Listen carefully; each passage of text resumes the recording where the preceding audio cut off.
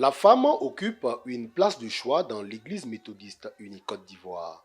Chaque année, une journée lui est dédiée pour célébrer ses mérites.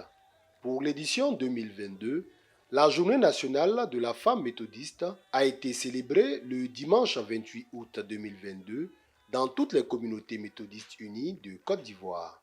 À Adiaké, dans le district de Grand Bassam, les festivités officielles ont débuté le samedi 27 août 2022 par une soirée récréative faite de ballets, de sketchs et de concours de chant.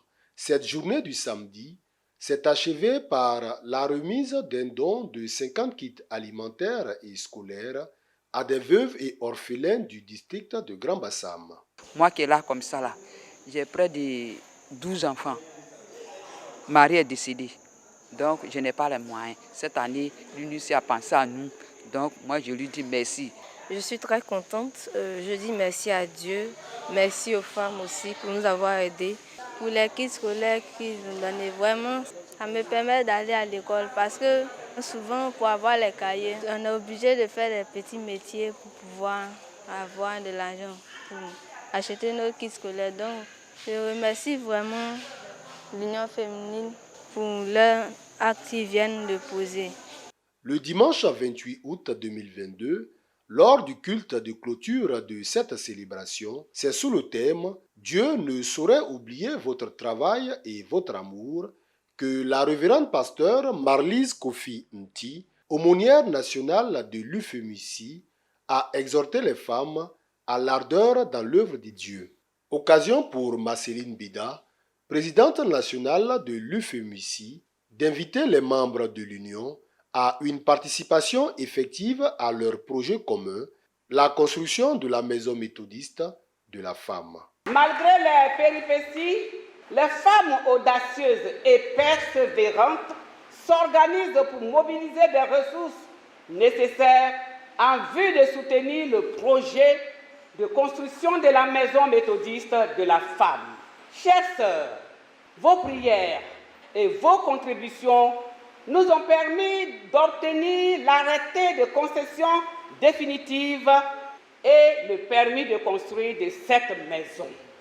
Les travaux ont démarré au début de cette année 2022.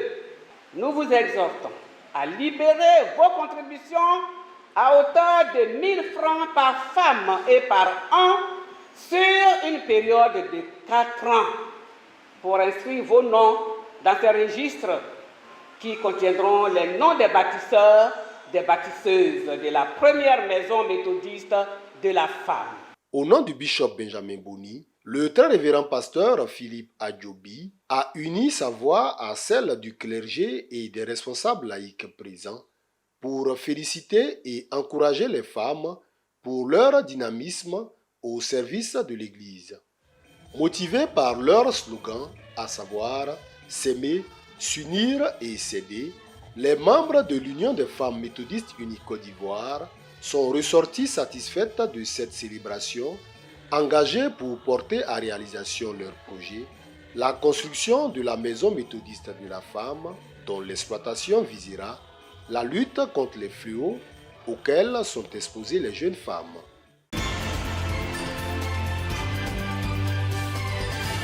Dans le district de Sikensi, aux femmes méthodistes se sont associées les femmes des communautés sœurs, catholiques et assemblées de Dieu de Sikensi. À la résurrection de Jésus, les femmes étaient au tombeau, elles étaient la première à être au tombeau. Donc pour ma part, j'ai été très ravie de participer et de célébrer ce culte avec toutes les femmes.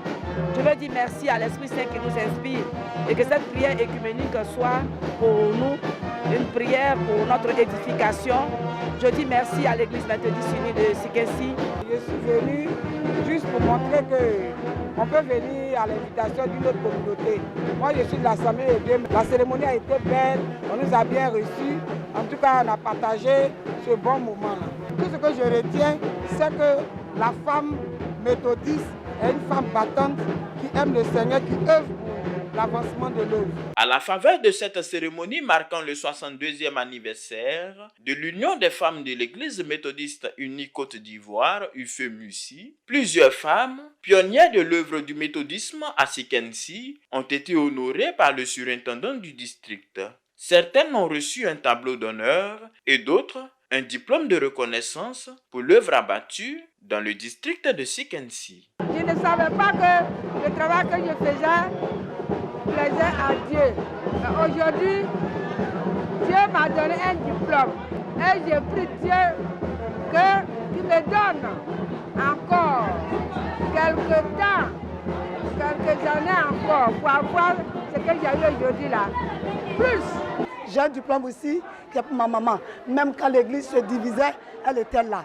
Aujourd'hui, elle n'arrive pas à marcher. Elle est à la maison étant malade. Et je veux dire merci au surintendant, au bishop Benjamin Boni pour tout ce qu'il fait pour les femmes. Dans son message sur le thème « Dieu ne saurait oublier votre travail et votre amour », thème extrait de Hébreux chapitre 6 verset 10, l'officiant le révérend pasteur Raphaël Nobou, surintendant du district de Sikensi, est revenu sur les conditions de vie des femmes en société et leur rôle. Il a exhorté ses sœurs à demeurer dans l'amour du Seigneur, à être honnêtes, intègres, généreuses et responsables. Oui, maman, n'aie pas peur. Femme, n'aie pas peur. Ne sois pas du tout découragée.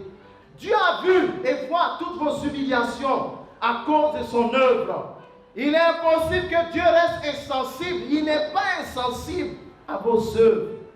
Qu'aucune adversité ne vous freine. Mais au contraire, soyez persévérantes.